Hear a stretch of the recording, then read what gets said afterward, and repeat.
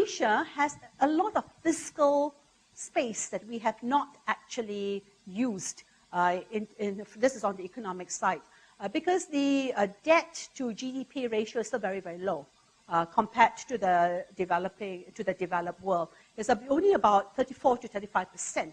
And therefore, it has a lot of space to actually to stimulate growth and to create a balance or the right combination between growth and inflation through a preferred combination, which will allow growth to happen and to also control the issue of inflation. And one way of doing this is, of course, through the stimulus packages. I mean, at the heights of the financial crisis, many of the Asian countries, China, India, Vietnam, all had stimulus packages to stimulate the economy.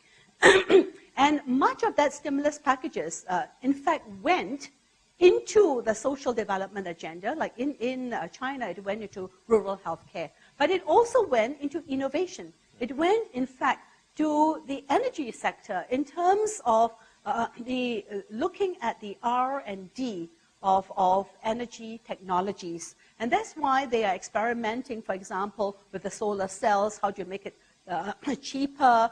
How do you deal with carbon capture technologies?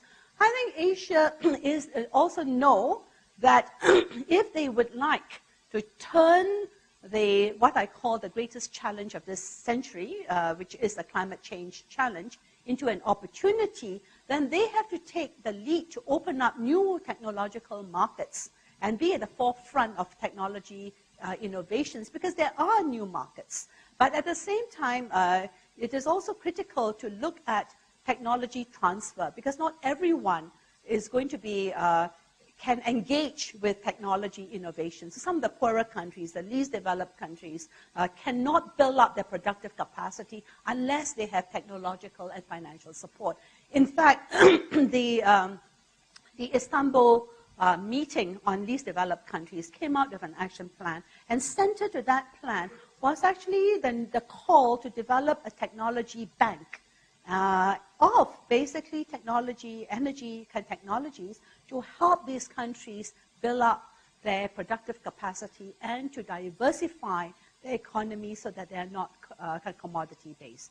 I say this because this is precisely, you actually see a link between the fact that if you want to sustain your growth, you actually need to invest in the future economy, not the economy of the past, nor the economy of the present. And the future economy is the green economy. At the same time, if you want to grow, you cannot have a situation where you are now dependent just on your export markets. You are highly dependent on your domestic markets and on your regional markets. And therefore, the whole regional connectivity agenda, including the energy highway, then becomes a very important agenda.